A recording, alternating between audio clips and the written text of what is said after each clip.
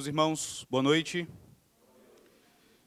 Meus queridos irmãos, nesta segunda oportunidade, depois de termos ouvido uma exposição feita pelo pastor William MacLeod do que o Novo Testamento, o Senhor Jesus Cristo, o apóstolo Paulo, nos dizem a respeito da perpetuidade, da continuidade da lei moral, a minha intenção, nesta ocasião, é fazer um levantamento histórico-teológico a respeito dos puritanos, o seu entendimento a respeito da lei moral e como eles combateram um movimento denominado de antinomianismo e como isso é relevante para os nossos dias, para as nossas igrejas. E eu quero partir exatamente do texto lido pelo reverendo William MacLeod no início. Então, eu gostaria que os irmãos abrissem a palavra do Senhor mais uma vez, novamente, no Evangelho segundo escreveu Mateus, capítulo 5, do versículo 17 ao versículo 20. Mateus, capítulo 5, do verso 17 ao verso 20. A palavra do Senhor, ela nos diz assim: Não penseis que vim revogar a lei ou os profetas. Não vim para revogar, vim para cumprir. Porque em verdade vos digo, até que o céu e a terra passem, nem um i ou um tio jamais passará da lei, até que tudo se cumpra. Aquele, pois, que violar um destes mandamentos, posto que dos menores, e assim ensinar aos homens, será considerado mínimo no reino dos céus. Aquele, porém, que os observar e ensinar, esse será considerado grande no reino dos céus. Porque vos digo que, se a vossa justiça não excederem muito a dos escribas e fariseus, jamais entrareis no reino dos céus. Amém. Vamos orar mais uma vez. Senhor nosso Deus, nosso Pai bendito, nós louvamos o Teu nome pela exposição que ouvimos da Tua palavra há pouco, ó Pai. Nós Te louvamos pela Tua lei, tão preciosa. Nós Te bendizemos, ó Deus, porque ela nos mostra a Tua vontade, ela nos ensina o que é agradável ao Senhor e como nós podemos Te agradar em resposta à Tua graça sobre nossas vidas. Agora, ó Deus, nós pedimos que mais uma vez o Senhor nos assista, e mais uma vez o Senhor nos ajude, nos dando condições de compreendermos, ó Deus, a Tua ação ao longo da história, como o Senhor iluminou a mente dos Teus servos no passado, para que, munidos da Tua palavra, eles batalhassem pela fé uma vez por toda entregue aos santos. E que essa história, ó Deus, ela nos motive, ela nos inspire, ela nos motive à fidelidade, ó Deus, para com o Senhor, para com a Tua palavra, para com a Tua santa lei. Em nome de nosso Senhor Jesus Cristo é que nós te suplicamos. Em nome dele é que nós te bendizemos hoje e eternamente. Amém. Amém. Meus irmãos, se há uma acusação que frequentemente cai sobre os reformados confessionais, é a de legalismo.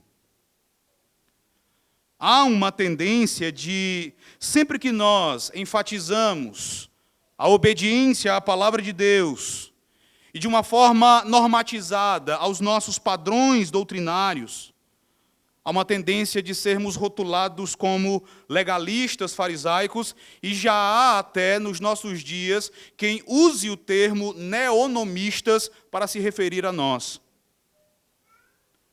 Inegavelmente, meus irmãos, o legalismo é um pecado a respeito do qual nós devemos estar atentos. É verdade que no nosso coração há combustível suficiente para nos colocar em oposição à graça de Deus em Jesus Cristo, fazendo-nos confiar em nossa própria justiça, em nossas boas obras, tanto para sermos aceitos por Deus e perdoados dos nossos pecados, como também para podermos continuar desfrutando do seu amor. Então, o legalismo de fato é um pecado a respeito do qual nós precisamos estar atentos.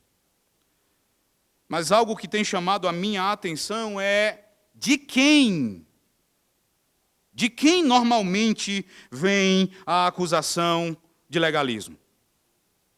Quem são as pessoas que fazem essa acusação?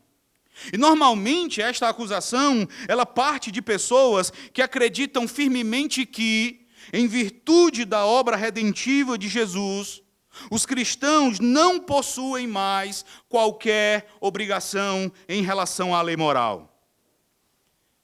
Normalmente, a acusação de legalismo flui de lábios antinomianos. A acusação de legalismo geralmente é feita por corações e lábios antinomianos. E também é interessante que essas acusações sempre são feitas no contexto da discussão e da afirmação da perpetuidade do dever de guardarmos o dia do Senhor como o nosso sábado cristão, como um santo repouso. Com muita frequência, meus irmãos, aqueles que fazem essas acusações acabam por incidir no erro reverso ao cometido por um dos grandes nomes do puritanismo, Richard Baxter. Richard Baxter é amplamente conhecido por seu abençoado ministério na cidade de Kidderminster. Seus escritos práticos e pastorais são apreciados e amados por todos aqueles que os leem. Não obstante, meus irmãos, Richard Baxter esteve no centro de uma grande controvérsia a respeito da doutrina da justificação pela fé somente, batendo de frente com ninguém menos que outro gigante puritano, John Owen. Baxter acreditava que tinha sido chamado por Deus para livrar o mundo reformado do antinomianismo teológico, que era encontrado em muitas publicações e em muitos púlpitos da sua época. Ele entendia que o antinomianismo teológico levaria as pessoas a uma vida de libertinagem. E ele temia que a pregação da justificação pela fé somente, pela graça de Jesus Cristo, conduzisse as pessoas a um completo descuido com a piedade pessoal. Ele temia isso. O problema é que o remédio oferecido por Baxter foi tão ruim quanto a doença antinomiana. A sua visão da justificação ficou conhecida como neonomismo, por ensinar que a morte de Jesus Cristo não nos salvou de fato, mas apenas nos habilitou para cumprirmos a lei para a nossa própria justificação. Esse posicionamento ele também é conhecido como baxterianismo. Consequentemente, a justificação não podia ser entendida como um ato completado e perfeito na presente vida. Ele chegou a dizer que nem perdão, nem justificação são perfeitos antes da morte. Esse foi o erro dele, mas muitos têm caído no erro oposto, no erro reverso. E, meus irmãos, é inútil combater um erro com o outro. É inútil combater antinomianismo com o legalismo. Antinomianismo e legalismo não são tão opostos assim entre si. Na verdade, eles estão unidos contra um correto entendimento de como a lei do Senhor deve ser usada pelos cristãos. Antinomianismo e legalismo são opostos à lei e à graça de Deus. Por essa razão, é inútil combater o legalismo adotando uma postura de repúdio à lei moral. Como se a morte de Jesus Cristo pusesse fim a qualquer tipo de relacionamento entre o cristão e a lei do Senhor. Nós vivemos um período no qual boa parte da igreja evangélica em nosso país enxerga uma completa descontinuidade entre o cristão e a lei moral. Há algum tempo, meus irmãos, eu acompanhei uma discussão interessante numa rede social. Uma moça ela fez uma pergunta no sentido de se nós ainda temos o dever, se nós ainda devemos guardar o dia de descanso, uma vez que Jesus é o nosso descanso. Uma resposta oferecida por um teólogo e pastor foi a seguinte: podemos. Não se trata de dever, mas nós podemos, se assim quisermos. Nós podemos, se assim entendermos. Percebam, Não se trata de um dever do cristão, ainda que motivado pelo amor e pela gratidão a Deus. Trata-se de algo opcional. Podcasts afirmando essa descontinuidade têm sido produzidos e, como consequência, a nossa própria juventude, a nossa juventude presbiteriana e reformada, nela têm sido semeadas as sementes da dúvida e da infidelidade confessional. O pastor Kevin DeYoung, ele faz um alerta no sentido de que o antinomianismo não é um fantasma, não é um espantalho ou um erro inexistente nos nossos dias. Mas ele se faz presente em muitas igrejas e ele está abundando na internet e muitos dos nossos membros estão consumindo esse material, adotando o antinomianismo tácito em seus corações. Então, o meu objetivo com vocês nesta noite, meus irmãos, é, em primeiro lugar, observar um pouco da história desse movimento, observarmos como ele surgiu no seio da igreja protestante. Em segundo lugar, observarmos exatamente o que é ensinado pelo antinomianismo, para, ao fim, observarmos como os puritanos responderam a esse desafio. Então, em primeiro lugar, permitam-me lhes falar a respeito do antinomianismo na história. Quando foi que esse movimento surgiu? Apresentar uma definição, traçar o desenvolvimento histórico do antinomianismo é uma tarefa por demais complicada. No que diz respeito à definição, a dificuldade está em diversas peculiaridades e nuances existentes no antinomianismo, porque não se trata de um movimento unificado.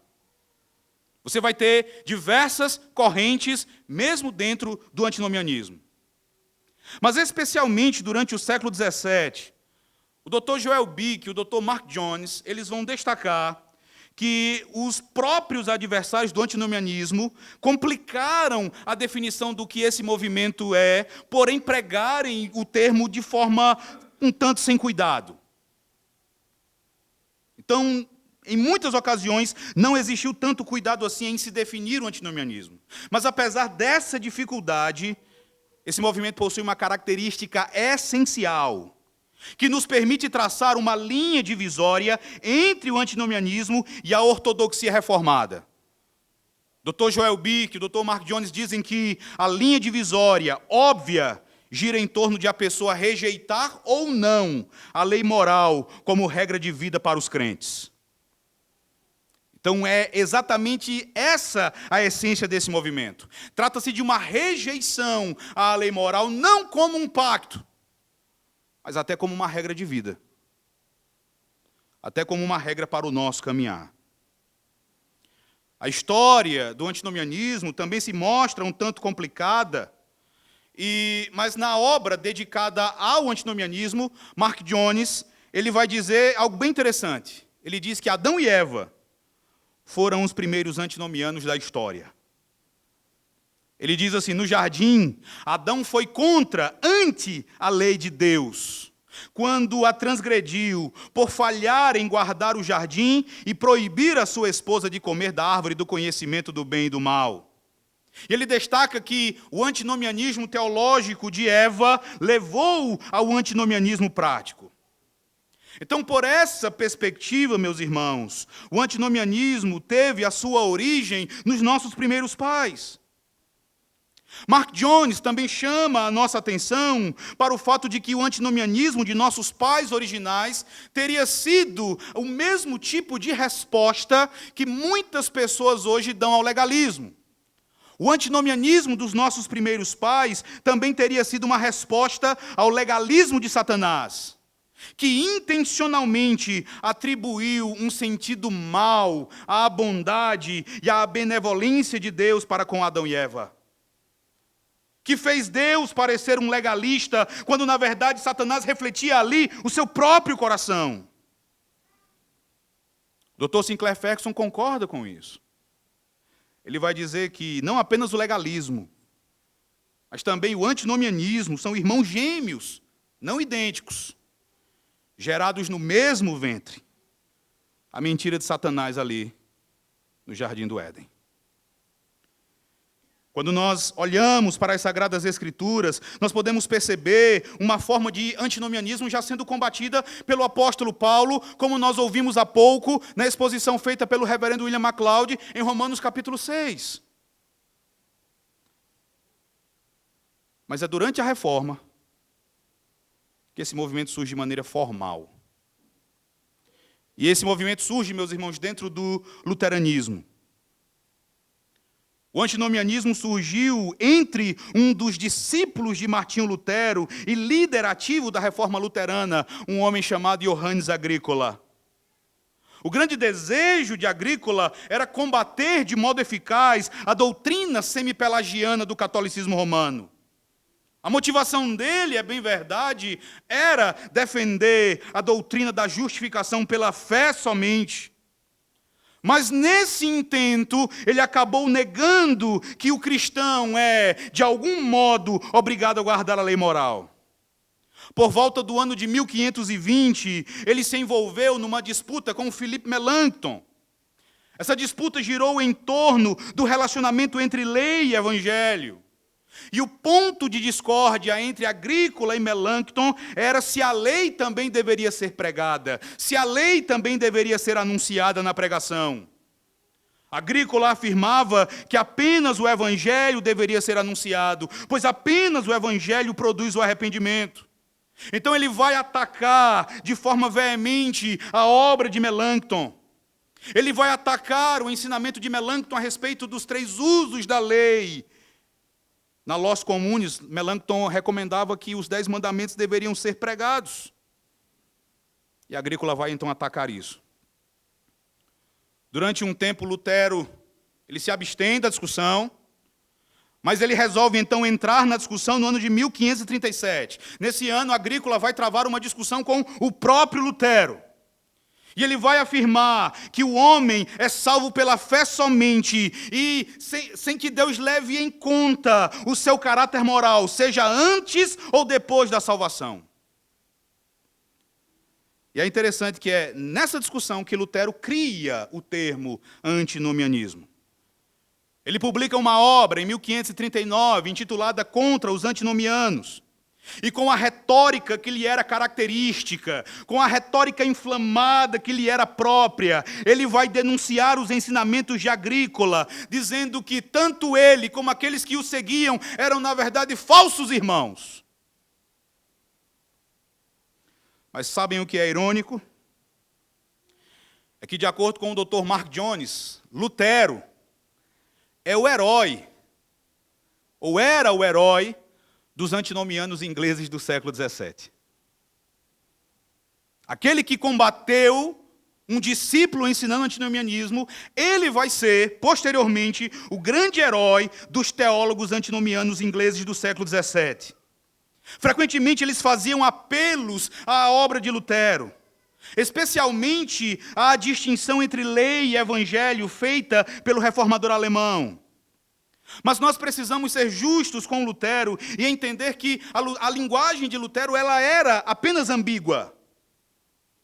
Ele não defendeu que a lei moral não possuía mais qualquer utilidade para a vida cristã. Um estudioso chamado David Como fez um estudo nesse sentido e fez uma afirmação bem interessante, dizendo que Lutero chegou a confessar que alguns dos seus escritos mais antigos tinham, de fato, afirmado a noção de que os crentes estavam livres da lei. Mas ele também alegou que essa retórica excessiva tinha sido necessária para livrar os homens da escravidão das obras de justiça da teologia papal. E em suas próprias palavras, Lutero disse: agora, quando os tempos são mais diferentes daqueles sob o Papa, essa pregação não é mais necessária. E se mal compreendida, pode levar os homens a uma segurança amoral, carnal, que ameaça a ordem moral e social. Isso pode ser testificado quando você observa, por exemplo, os catecismos de Lutero. Tanto o catecismo maior quanto o catecismo menor, eles iniciam com a exposição dos 10 mandamentos e a sua aplicabilidade para a vida cristã.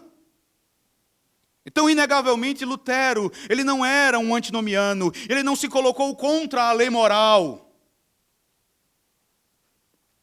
Na sua obra contra os antinomianos, ele falou da necessidade da lei para os crentes em virtude da reminiscência do pecado. E ele disse que, assim como o pecado e a morte jamais se calam, mas continuam perturbando e contristando os piedosos enquanto aqui vivem, assim a lei continua a retornar e levar as consciências dos piedosos ao descanso e ao refrigério em Cristo. Ele vai dizer que por essa razão a lei, ela precisa ser conservada e fielmente inculcada na igreja. Na Inglaterra, no período do puritanismo, para usar as palavras de Richard Baxter, o antinomianismo surgiu a partir da obscura pregação da graça evangélica. E algo que nós precisamos ter bem fixado em nossas mentes, meus irmãos, é que o antinomianismo do século XVII foi, de maneira específica, uma reação à piedade puritana. Preste atenção nisso aqui.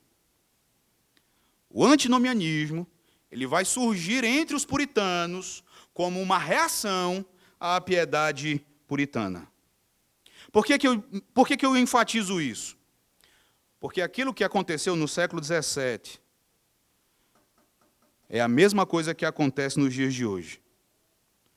Porque, como coloca o Dr. Mark Jones, aqueles que hoje acusam os puritanos de legalismo, eles estão simplesmente ecoando um padrão bem estabelecido no século XVII pelos teólogos antinomianos, que estavam prontos para arremessar o epíteto legalista contra aqueles que eram profundamente reformados em sua teologia. E tente ser mais zeloso. Tente ter mais zelo pela lei do Senhor. Tente ter mais zelo pelos nossos padrões doutrinários e você verá do que você será chamado. Então aquilo que aconteceu hoje, aquilo que aconteceu no século XVII é o que continua acontecendo hoje. O primeiro antinomiano nesse período foi um homem chamado John Eaton. Ele escreveu uma obra intitulada O Favo de Mel da livre justificação por Cristo somente. E a principal tese dessa obra era a seguinte: Deus não vai, Ele não irá, na verdade, Ele não pode ver qualquer pecado em qualquer dos seus filhos justificados. A ideia de John Eaton não era de que Deus não vê pecado nos seus filhos porque eles estão vestidos com o manto da justiça perfeita do Senhor Jesus Cristo. A ideia é que uma vez que Deus os amou, Deus não se incomoda mais com qualquer coisa que eles façam e que de repente vá contra a sua santa lei. Em alguns momentos ele não hesitou em afirmar que na verdade os crentes estão livres da natureza pecaminosa. Ele negou aquilo que nós chamamos de aspecto dipleurico ou condicional do pacto da graça em sua administração. Ele enfatizou que tudo se trata da ação de Deus, não apenas para salvar, não apenas para iniciar a salvação, mas mesmo depois, nós não temos nenhuma obrigação, senão tão somente desfrutar daquilo que Deus nos proporcionou em Jesus Cristo. Interessante é que ele foi um dos primeiros a usar aquela frase que é usada nos nossos dias de uma forma bem distorcida também. Uma vez salvo, salvo para sempre, não importando como você viva. O antinomiano mais famoso daquele período foi um homem chamado Tobias Crisp. A ponto de o antinomianismo algumas vezes ser chamado de crispianismo. Tamanha a influência exercida por Tobias Crisp. E é interessante que os seus biógrafos afirmam que no passado ele foi conhecido por ser um fervoroso pregador da lei. Seus biógrafos vão dizer que, inicialmente, a sua visão acerca da graça de Cristo era excessivamente baixa e embebida de sentimentos que o encharcaram de um sentimento de justiça própria.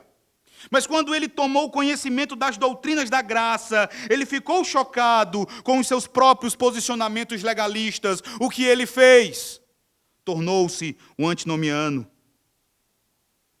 Tão oposta foi a sua reação que ele chegou ao ponto de defender uma doutrina conhecida como a doutrina da justificação desde a eternidade. Ele dizia que os eleitos que são justificados por Deus são justificados antes de crerem. E na ânsia de defender a doutrina da justificação pela fé, ele acabou negando a própria doutrina da justificação pela fé. Eu gostaria de mencionar, meus irmãos, nesse rápido levantamento histórico, que o antinomianismo foi o objeto de uma controvérsia ocorrida no seio da Igreja da Escócia no início do século XVIII, entre 1717 e 1726. E a gota d'água para essa controvérsia foi a republicação de uma obra escrita por um puritano chamado Edward Fisher, uma obra intitulada O Cerne da Teologia Moderna. E por causa da sua relação com essa obra, essa controvérsia ficou conhecida como a controvérsia do cerne. E a raiz dessa polêmica era a dificuldade em estabelecer uma relação adequada entre as obras e a graça, a lei e o evangelho, não apenas na teologia sistemática, mas também na pregação, no ministério pastoral e, acima de tudo, no coração. Infelizmente, eu não tenho como discorrer a respeito dessa controvérsia, dado o nosso tempo, mas eu queria encorajar os irmãos a procurarem conhecer essa controvérsia, uma vez que ela vai envolver puritanos renomados, como Thomas Boston e os irmãos Erskine. E vale a pena conhecê-la. Permitam-me agora falar a respeito da doutrina antinomiana em si. E dizer a vocês que também não é tarefa simples apresentar de modo sucinto o ensinamento do antinomianismo, porque, como muitos estudiosos destacam, o movimento é multifacetado. E também é preciso destacar que um teólogo antinomiano, meus irmãos, não é necessariamente alguém que leva uma vida imoral e dissoluta. Os puritanos que se opuseram ao antinomianismo chegaram a testemunhar que, a despeito dos seus escritos e pregações, os antinomianos ingleses eram caracterizados pela seriedade e pela piedade. Apenas na Nova Inglaterra é que o antinomianismo teológico vai desembocar, de fato, no antinomianismo prático. Mas eu creio ser possível nós observarmos alguns pontos bem claros em tudo aquilo que eles produziram ao longo do tempo, bem como outros movimentos que, inclusive, já foram mencionados pelo pastor MacLeod na sua exposição, a influência que esses movimentos tiveram sobre o antinomianismo. Em 1637, não mais na Inglaterra, mas agora na Nova Inglaterra, o antinomianismo ele também vai gerar uma controvérsia ali e vai levar o sínodo dos anciãos a declarar algumas afirmações teológicas como perigosas, como pouco seguras. E essas afirmações, elas apresentam o cerne do ensinamento antinomiano. Primeira delas, dizer que nós somos justificados pela fé é perigoso. Nós devemos dizer que somos justificados por Cristo. E o que você pode perceber aqui é uma falha em distinguir a fé como instrumento, não como causa eficiente da justificação. Então você não deve falar que você foi justificado pela fé, mas você foi justificado por Cristo. A segunda afirmação, procurar pela graça ao sondar o coração apenas causa agitação. Você tem de olhar para Cristo. Não procure pela graça, mas procure por Cristo. Não procure por santificação, mas procure por Cristo. Não se preocupe com deveres ou meditação, mas se preocupe com Cristo. Você não precisa fazer autoexame, você precisa de Cristo. Em qualquer dúvida, não importa como você esteja vivendo, lembre-se de Cristo apenas.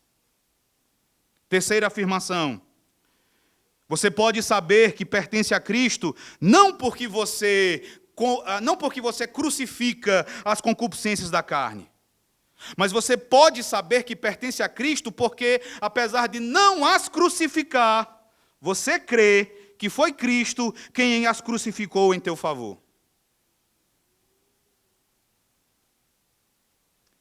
Essas e outras declarações, elas vão ser consideradas como estando fora dos limites confessionais da fé reformada. E elas revelam o cerne da preocupação da teologia antinomiana. Normalmente, nós tratamos o antinomianismo como apenas a afirmação de que a lei não possui mais nenhuma função na vida da pessoa que foi alcançada pela graça de Deus em Cristo. O que é uma definição correta? Mas, meus irmãos, o antinomianismo, conquanto revele uma compreensão acertada das implicações da justificação, ele vai demonstrar um entendimento completamente equivocado de como a obra da santificação ocorre na vida da pessoa justificada. O Dr. J. Packer, ele vai analisar muito bem a questão quando ele vai dizer o seguinte: com respeito à justificação, os antinomianos afirmam que Deus nunca vê pecado nos crentes. Uma vez que nós estamos em Cristo, quaisquer que sejam os nossos lapsos, ele vê apenas a justiça impecável da vida terrena do Salvador, agora imputada a nós. A isso, meus irmãos, nós respondemos com amém. Mas quando o assunto é a santificação, a situação se torna completamente embaçada. O Dr. J. Packer diz o seguinte: com respeito à santificação, tem existido antinomianos místicos que vão dizer que o Cristo que habita em nós é o sujeito pessoal que obedece à lei em nossa identidade, uma vez que invocamos a sua ajuda em situações de obediência. Também tem existido antinomianos pneumáticos, que afirmam que o Espírito Santo, dentro de nós, nos induz diretamente a discernir e fazer a vontade de Deus, sem que precisemos olhar para a lei, seja para que ela prescreva ou monitore o nosso desempenho. O antinomianismo místico é aquele que mais tende a resultar em antinomianismo prático. Porque, meus irmãos, ora, se Jesus é quem obedece à lei para a minha santificação, não importa o que eu venha fazer, não importa como eu venha a viver, a obediência dele é que vai me santificar. Já o antinomianismo pneumático anda de mãos dadas com o carismatismo ou continuismo. Você pode contar com a direção imediata, com a direção extraordinária do Espírito Santo, a fim de viver de modo que Deus se agrade, sem precisar da lei, sem precisar dos mandamentos do Senhor, sem precisar dos seus preceitos para ensinar a você aquilo que é agradável a Deus. De acordo com o Dr. Packer, esses dois tipos de antinomianismo foram os que caracterizaram os primeiros 150 anos da Reforma Protestante. Mas, além desses dois, na sua famosa obra Teologia Concisa, o Dr. J. Packer vai fazer algumas distinções muito interessantes. Ele também vai falar de um antinomianismo dispensacional. E isso é importante porque nós podemos ver isso no nosso país. Nós podemos ver isso em muitas igrejas evangélicas. O antinomianismo dispensacional vai ensinar que não é necessário, em nível algum, que os crentes guardem a lei moral, considerando que nós vivemos sob a dispensação da graça, não da lei. Um estudioso britânico chamado Ernest Kavan, ele vai dizer que a questão levantada pelo antinomianismo teve a sua origem na ampla separação que eles fizeram entre Antigo e Novo Testamento. Os antinomianos eram incapazes de ver o Antigo Testamento como uma administração do pacto da graça. Para eles havia uma descontinuidade radical. Meus irmãos, quando eu mencionei há pouco movimentos relacionados ao antinomianismo, eu tinha em mente justamente o dispensacionalismo e também a teologia da nova aliança. O dispensacionalismo, tanto na sua forma mais antiga, como aquele que aparece na antiga Bíblia de Scofield, como aquele que é apresentado hoje sob uma nova roupagem e é conhecido como dispensacionalismo progressivo. Junto do dispensacionalismo aparece a teologia da nova aliança. E a noção de descontinuidade entre o Antigo e o Novo Testamento, bem como a antítese entre lei e evangelho, acabam tendo por consequência lógica alguma forma de contrariedade à lei. Por exemplo, Douglas J. Moo, um teólogo identificado com a teologia da Nova Aliança, mas cuja exegese é frequentemente utilizada pelos dispensacionalistas. Ele vai afirmar uma descontinuidade radical entre o Antigo e o Novo Testamento. E vai afirmar também uma distinção entre a lei moral e a lei de Cristo. Ele vai dizer que nós não temos nenhuma obrigação em relação à lei moral. Nós vivemos apenas pela lei de Cristo. Palavras dele. O cristão não está mais obrigado à lei mosaica. Cristo realizou o seu cumprimento. Mas o cristão está obrigado à lei de Deus. Lei de Deus, entretanto, não é a lei mosaica, mas a lei de Cristo, porque é a Cristo, o cumpridor, o telos da lei, que o cristão está obrigado. Essa citação de alguém comprometido com a teologia da Nova Aliança é importante para a nossa discussão sobre o antinomianismo dispensacional. Porque uma das características do entendimento dispensacionalista a respeito da lei é a rejeição da tríplice partição da lei, que é característica da teologia reformada. O reverendo MacLeod já falou sobre a lei civil, a lei cerimonial e a lei moral. Essa tripartição da lei, meus irmãos, é uma característica nossa, é uma característica da nossa teologia. Num podcast de um famoso canal no YouTube, o apresentador ele quer discutir se nós ainda estamos vivendo de acordo com a lei do Antigo Testamento. E ele já inicia jurando que não é um antinomista. Eu acho isso bem interessante. A primeira palavra dele no podcast é: olha, eu vou começar dizendo que eu não sou um antinomista. E eu já tenho observado que quando a pessoa começa negando algo, ela vai mostrar depois que é. Então ele vai dizer: olha, eu não sou antinomista, mas logo depois ele vai dizer que acredita que não estamos seguindo a lei, não temos mais nenhuma obrigação com a lei, que o Antigo Testamento possui uma função meramente didática, mas não possui nenhuma função normativa. Outro participante vai dizer explicitamente que rejeita a tripartição da lei conforme a teologia reformada clássica e admite que por trás do seu pensamento está um entendimento distinto de aliança, de maneira que a lei mosaica era apenas para a nação de Israel, não para a igreja. E aí você deve lembrar que tanto teólogos da Nova Aliança como dispensacionalistas sustentam a distinção entre Israel e a igreja. Pouco depois, o apresentador vai defender o entendimento seu e dos seus colegas, dizendo o seguinte: olha, eu vou insistir, isso aqui não é antinomianismo. E aí ele vai dar uma definição de antinomianismo que não tem nada a ver com antinomianismo. Ele vai dizer assim: antinomianismo é a doutrina que diz que Cristo veio para nos libertar do Deus do Antigo Testamento. O antinomianismo não ensina isso. Antinomianismo não é marcionismo. Por que eu menciono isso? Muitos jovens nossos estão consumindo esse material, bebendo disso. Eles devem saber que antinomianismo é a oposição ao uso da lei moral para a vida cristã. Packer também fala do antinomianismo situacionista, que vai afirmar que um motivo e intenção do amor é tudo que Deus requer agora dos cristãos.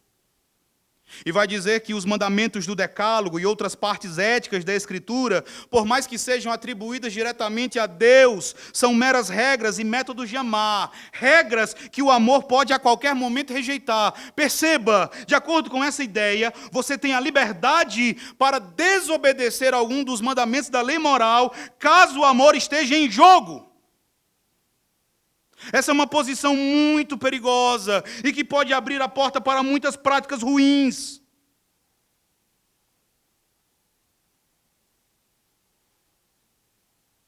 O Dr. Sinclair Ferguson, meus irmãos, por sua vez, vai fazer uma distinção mais simples entre as faces do antinomianismo, destacando o que ele chama de antinomianismo dogmático e o antinomianismo exegético. De acordo com ele, na corrente dogmática estão aqueles que afirmam que a lei de Deus foi completamente revogada para os que creem. Nessa corrente estão enquadrados homens como John Newton, Tobias Crisp e muitos outros. E ainda, de acordo com Sinclair Ferguson, essa corrente dogmática, geralmente ela também vai estar associada ao hipercalvinismo, porque vai afirmar que os indicativos do Evangelho vão superar em muito os imperativos divinos, provocando um desequilíbrio bíblico. Ou seja, o que Deus já fez em Cristo torna qualquer dever nosso irrelevante para a nossa vida cristã. A habitação do Espírito é suficiente para reger a nossa vida, e a lei, então, é completamente desnecessária. Já a corrente exegética, ela vai se caracterizar pela vigorosa oposição à tripartição da lei, e especificamente ao entendimento de que uma dessas partições continua em vigor para nós. Não todos, obviamente, mas grande parte dos teólogos bíblicos dos nossos dias rejeita a tríplice divisão da lei, considerando-a como uma imposição ao texto da Escritura. Eles vão dizer que a lei mosaica é um todo unificado. Dessa forma, a tripartição da lei seria uma imposição ao texto, não uma conclusão exegética. Uma crítica que precisa ser feita especificamente a essa corrente é a ideia pressuposta, mas não provada, e impossível de ser provada, de que a tripartição da lei não reflete aquilo que é encontrado no texto do Antigo Testamento. O grande problema com essa corrente, meus irmãos, é o tratamento dispensado ao texto bíblico, como se nós devêssemos tratá-lo como uma espécie de enciclopédia. E é interessante que nós muitas vezes tratamos a Bíblia assim, como se ela fosse uma enciclopédia. É numa enciclopédia que nós vamos encontrar todos os dados já devidamente organizados, separados em verbetes, nós vamos encontrar tabelas comparativas e muitas outras coisas. Isso é bem comum, como quando você de repente chega no seu pastor e diz assim: pastor, me dá um texto que diga que Deus é um só, mas que subsiste em 3 pessoas. Pastor, me dá um texto que diga que crianças devem ser batizadas. E não é assim que funciona. É como se nós não pudéssemos chegar a determinados entendimentos e a determinadas doutrinas através de deduções lógicas necessárias, como ensina a nossa Confissão de Fé de Westminster. É como se a igreja cristã, ao longo dos séculos, não tivesse feito isso com doutrinas basilares, fundamentais, como a doutrina da Trindade. Ninguém nega que as Escrituras falam da lei mosaica em diversas passagens como um todo. Mas também é verdade que esse todo pode ser dividido em porções que refletem aspectos cerimoniais, aspectos civis e aspectos morais. Não importa se a tripartição da lei não é explicitamente afirmada, mas ela está lá. E tudo o que fazemos é extraí-la das Escrituras. Nesse sentido, meus irmãos, eu amo muito uma declaração feita pelo teólogo Herman Bavinck, quando ele vai dizer o seguinte: a Escritura não é uma teologia sistemática. Ela contém todo o conhecimento de Deus de que precisamos, mas não na forma de formulações dogmáticas. A Escritura é uma mina de ouro, e é a igreja, através da leitura, da reflexão, da exegese, da hermenêutica, que extrai o ouro, põe nele a sua estampa e o converte em moeda circulante. A ideia é justamente que é legítimo chegar a entendimentos doutrinários através daquilo que pode ser logicamente deduzido da palavra de Deus. No final das contas, meus irmãos, o fundamento comum a todas as correntes antinomianas é que aqueles que estão em Cristo, eles estão completamente livres, separados de todo e qualquer aspecto da pedagogia da lei. Nos nossos dias, o antinomianismo tem assumido formas levemente diferentes, mas que pode ser percebido com muita clareza nas nossas igrejas. Tem se tornado cada vez mais comum o chamado evangelho da autoaceitação, que diz que Deus te aceita da forma como você é, que Ele ama você como você é, com todos os teus defeitos e pecados, que a lei não é nenhuma barreira entre você e Deus, porque tudo que Deus deseja de você é sinceridade, que você seja autêntico, que você seja verdadeiro, que você seja você mesmo na presença dEle. Daí, nós vemos igrejas, denominações ecoando esse tipo de pregação, e o resultado é um número crescente de pessoas que vão dizer: é assim que eu sou, Deus é gracioso e me aceita do jeito que eu sou, então eu posso continuar sendo assim, ninguém vai me dizer o que fazer ou como eu devo viver. Os puritanos responderiam a esse tipo de raciocínio afirmando que essas pessoas não apenas estão rejeitando a lei de Deus, mas também que a rejeição da lei tem a sua origem numa compreensão completamente equivocada da natureza e da ação da graça de Deus na vida da pessoa. Para eles, a graça pressupõe um papel específico da lei moral na vida do cristão. Então, em último lugar, eu quero lhes falar a respeito dos puritanos e seu entendimento da lei moral. Meus irmãos, eles reagiram ao antinomianismo de maneira bastante enérgica.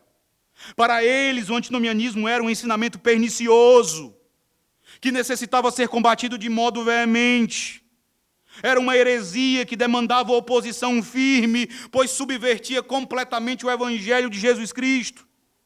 De modo geral, ao responderem ao desafio antinomiano, os puritanos destacavam o fato de não contarmos com um senso imediato e perceptivo da presença de Deus. Por essa razão, ações corretas, santas, uma vida piedosa eram os mais seguros sinais de que alguém tinha recebido a justificação. A santificação era entendida por eles como uma evidência segura da justificação e como o lado visível da eleição divina. Nesse sentido, um esforço consciente para obedecer à lei moral era um sinal seguro de que a vontade daquela pessoa tinha sido transformada e verdadeiramente mudada pela graça de Deus. No pensamento puritano, meus irmãos, a lei moral, diferentemente da lei civil e da lei cerimonial, continua em pleno vigor para a igreja. Enraizado na teologia do pacto, estava o entendimento puritano de que a lei moral é o padrão divino adequado para regular a nossa vida. E aqui, me permitam fazer uma pequena digressão ainda a respeito da acusação feita de que os puritanos eles faziam imposições ao texto sagrado, quando eles trabalhavam com a tripartição da lei. Então, frequentemente, os puritanos vão ser acusados de chegar às suas conclusões teológicas com base apenas na colagem de alguns textos prova. É muito comum nós ouvirmos isso. As pessoas olham, por exemplo, para os textos da nossa confissão e vão dizer, eles pegaram os textos de modo arbitrário e então formularam as suas doutrinas, e isso não é verdade. Os puritanos, meus irmãos, eles eram excelentes exegetas. A teologia bíblica de John Owen está publicada em inglês.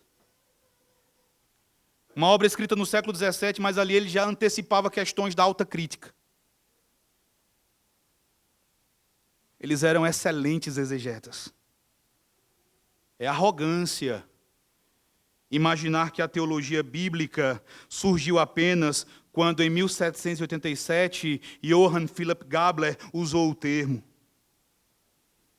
Os puritanos eram exegetas capazes e excelentes teólogos bíblicos. Eu menciono isso porque para cada afirmação deles sobre o lugar da lei moral na vida cristã se encontrava uma exegese séria e uma profunda teologia bíblica que entendia a lei de Deus da perspectiva de 3 épocas: criação, Moisés e Cristo. Eu quero destacar apenas o primeiro desses momentos, porque os puritanos entendiam que na criação o homem já devia a obrigação a Deus.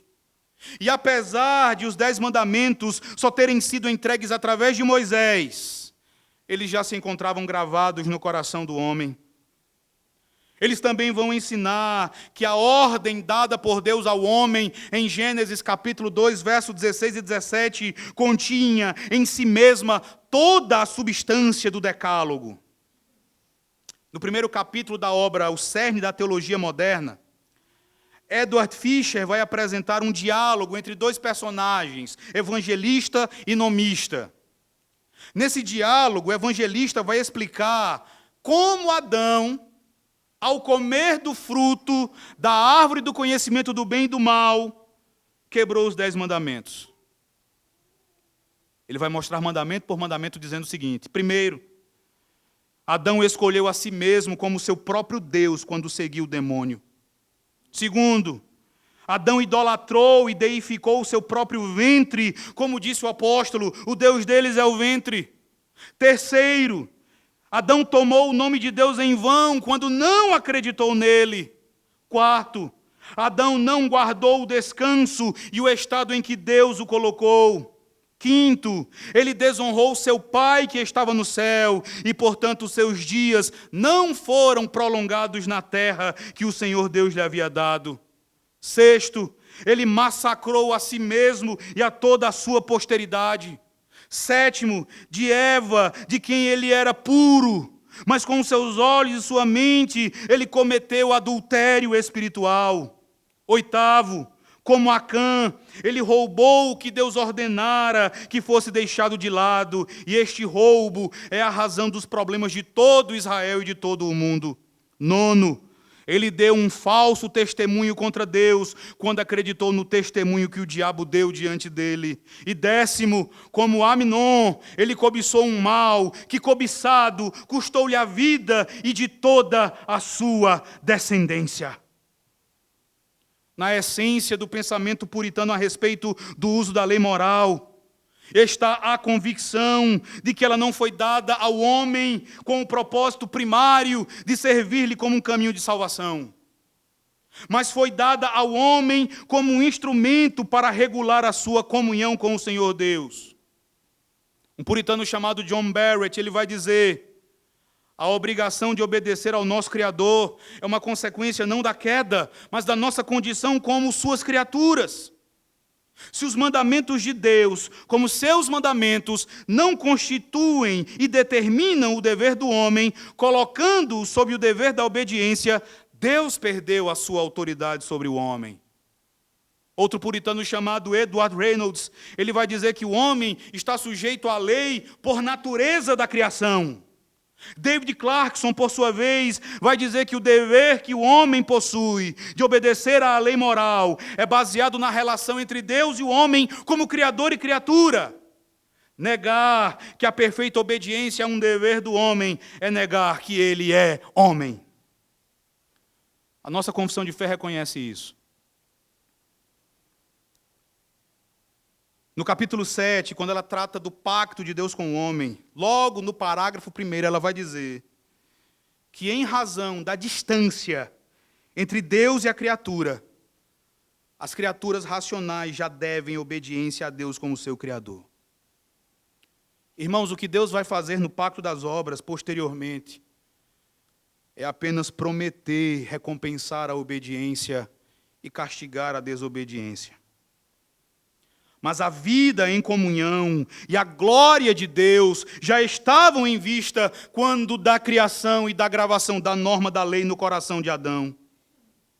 Então o antinomianismo labora em erro quando afirma que em virtude da redenção em Cristo, a lei já não possui mais nenhuma importância para nós. Muito pelo contrário, porque a redenção, ela, quando aplicada, ela vai nos capacitar, ela vai nos habilitar para retomarmos o propósito primário da lei, a glória de Deus, e o fruir, o desfrutar dessa deliciosa comunhão.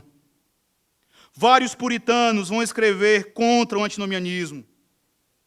Nós temos escritos de John Flavel, Samuel Rutherford, mas permitam-me falar a respeito de um deles apenas, Samuel Bolton, um dos delegados à Assembleia de Westminster. E algo bem interessante é que na Assembleia, ele foi membro da comissão que elaborou as perguntas dos 2 catecismos a respeito da lei moral e do seu uso. E na sua obra intitulada Os Verdadeiros Limites da Liberdade Cristã, Samuel Bolton vai afirmar a perpetuidade da lei moral como uma regra de vida. E ele vai argumentar a partir de diversas confissões reformadas, bem como a partir do Novo Testamento. E a conclusão a que ele chega é que é preciso mostrar claramente, a partir das Escrituras, o momento em que a lei moral, como uma regra de vida, foi abrogada. Mas ele vai dizer, isso é impossível de ser feito, não há quem possa fazer isso. Ele vai negar com veemência que Jesus Cristo e seus apóstolos tenham feito isso. Citando a passagem de Mateus 5,19, ele vai dizer, aqueles que consideram que aqui em Mateus 5,19, Jesus ensina que a lei, ela seria abolida. Quem ensina isso promove uma leitura corrupta das palavras de Jesus Cristo. Ele diz que essa é uma interpretação sinistra. Quando Paulo diz em Romanos capítulo 10, verso 4, que o fim da lei é Cristo, Bolton vai dizer que o fim aí deve ser entendido como o fim aperfeiçoador e consumador, não como o fim destruidor e abolidor da lei. Isso fica claro quando nós observamos que, na sua exposição da lei, no Sermão do Monte, o que Jesus vai fazer, como nós vimos há pouco, é apresentar a verdadeira interpretação da lei, é corrigir as distorções, é corrigir as deturpações dos líderes religiosos de Israel. Então, tudo isso mostra a continuidade, a perpetuidade da lei, não a sua abrogação. Bolton afirma que isso também está em perfeita harmonia com o que Paulo diz em Romanos 3, verso 31. Abram lá as suas Bíblias, meus irmãos. Em Romanos capítulo 3, verso 31, o apóstolo Paulo diz assim: anulamos, pois, a lei pela fé? Não, de maneira nenhuma. Antes, confirmamos a lei. Ele vai dizer, isso não é em relação à justificação. Mas a lei é confirmada como uma regra de obediência, e nesse sentido a fé a estabelece. Ele vai adiante e ele vai apresentar 5 provas de que a lei moral ainda possui uma relação vinculante com o crente. A primeira delas, ele vai dizer assim, veja como a sua consciência defende você quando você obedece à lei. Veja como a sua consciência acusa você quando você transgride a lei. Isso prova que a lei de Deus ainda está vinculada à consciência do cristão. Segundo, aquilo que tem poder para dizer à nossa consciência, isto deve ser feito e aquilo deve ser evitado, está sim vinculado à consciência, não com um sentido meritório, como um caminho para a justificação, mas como algo que é bom e que é agradável a Deus. Terceiro, a autoridade pela qual os apóstolos exortaram os cristãos ao dever vincula a consciência à obediência. E uma vez que os apóstolos fizeram essa exortação, usando a lei moral, prova que ela é a regra pela qual os cristãos devem andar. Quarto, se a lei de Deus não vincula a consciência de um homem regenerado à obediência, então, qualquer coisa que ele faça na lei, ele faz mais do que é seu dever. Dessa forma, tenha méritos ou pecados, ele se torna culpado de praticar o culto de si mesmo. Todavia, em obediência à lei, ele nem se torna culpado de culto de si mesmo e nem obtém méritos. Ele tão somente deve ter a consciência de que, ao obedecer, ele faz o que lhe é ordenado, e por fazer o que lhe é ordenado, ele deve se considerar apenas um servo inútil. Quinto, ou a lei vincula a consciência dos cristãos, ou eles não pecam quando quebram a lei. Mas aí ele arremata dizendo, mas 1 João, capítulo 3, verso 4 diz que o pecado é a transgressão da lei. Então, se os cristãos desejam evitar o pecado, devem obedecer à lei. Ele então vai fazer algumas aplicações. Uma delas é dirigida especificamente aos antinomianos. Ele vai afirmar, assim como os papistas estabeleceram a lei para a justificação, assim também os antinomianos condenaram a lei para a santificação. Nós reivindicamos estar livres das maldições da lei, eles que estamos livres da direção, do comando da lei. Nós dizemos que estamos livres das penalidades, mas eles querem abolir os preceitos da lei. Eles nos acusam de fazermos uma falsa mistura de Cristo e Moisés, e que misturamos a lei e o evangelho. Quão injustamente eles fazem essa acusação contra nós. Nós rejeitamos a lei no que diz respeito à justificação, mas a estabelecemos como uma regra da santificação. A lei nos envia ao Evangelho para que possamos ser justificados, e o Evangelho nos envia de volta à lei para aprendermos qual é o nosso dever como aqueles que foram justificados. Qualquer coisa que digam a respeito da lei, lançam desprezo e desgraça sobre ela e sobre aqueles que a pregam. Contudo, nós sabemos que em sua substância a lei é um raio da santidade de Deus. E aqueles que amam a Deus amarão a sua lei. Aqui, meus irmãos, ele nos dá um precioso auxílio para que nós entendamos como a lei permanece em vigor e como ela permanece para nós como uma perfeita regra de justiça. Porque a lei nada mais é do que o reflexo da vontade moral de Deus, a expressão da sua santidade e justiça. É a lei que nos mostra aquilo que é bom e o que é mal, o que nós devemos fazer e o que nós devemos evitar. E essas coisas que nos são mostradas pela lei são moral e eternamente boas e devem ser obedecidas. Eu concluo, meus irmãos, dizendo a vocês que nós observamos que o grande puritano Richard Baxter, ele tinha uma grande preocupação com o antinomianismo. Mas nós precisamos compreender que a resposta necessária ao antinomianismo não é o legalismo. Tanto o legalismo quanto o antinomianismo são contrários a Deus, distorcem o caráter de Deus, distorcem a obra salvífica de Cristo. Antinomianismo e legalismo são posições antibíblicas a respeito da lei. A resposta para o antinomianismo, como nós aprendemos com os nossos irmãos, os puritanos, é a afirmação da lei moral de Deus, não como um pacto, não como um caminho de salvação, não como um meio para a justificação. Mas uma vez que nós somos justificados, a lei deve ser afirmada como uma resposta amorosa, como uma reação amorosa, como uma reação inevitável de corações que foram regenerados e que muito amam a Deus porque foram amados por Ele. Nós devemos buscar compreender cada vez mais a natureza da obra graciosa do nosso amado Redentor. Nós podemos ter as nossas mentes iluminadas pelo Espírito Santo a fim de compreendermos cada vez mais e de experimentarmos de modo intenso os efeitos de nossa união com o Senhor Jesus Cristo.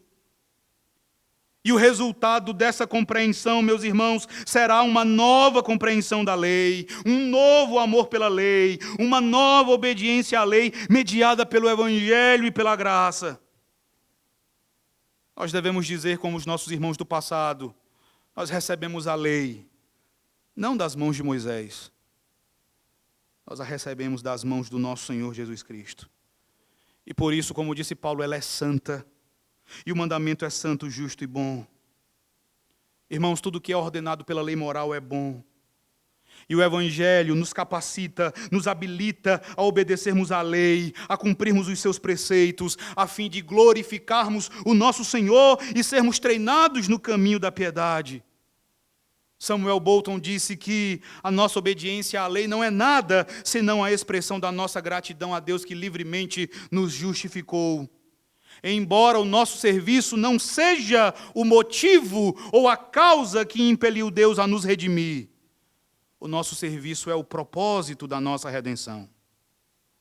A nossa confissão de fé vai afirmar que este uso da lei não é contrário à graça do Evangelho, mas suavemente se harmoniza com a graça.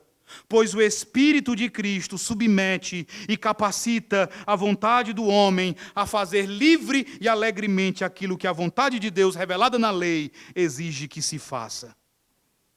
Meus irmãos, nós precisamos rejeitar a todo e qualquer ensinamento antinomiano, que correntemente é disseminado em muitos púlpitos e também na internet. Nós precisamos rejeitar todo e qualquer ensinamento que deprecie a boa, perfeita e santa lei de Deus, que nos mostra como podemos, amparados pela graça divina, glorificar a Deus, dignificar o Evangelho, declarar a nossa sinceridade, expressar a nossa gratidão ao nosso Redentor.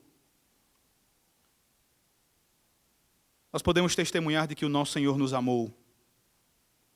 Ele nos amou primeiro. E por essa razão nós também o amamos. E o seu Filho, ele nos ensina como nós podemos e devemos expressar esse amor. Uma passagem que já foi citada tantas vezes aqui neste simpósio.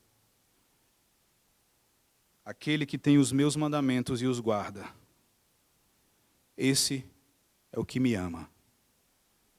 Por outro lado, meus irmãos, o Senhor também nos advertiu, afirmando que quem não o ama, não guarda os seus ensinamentos.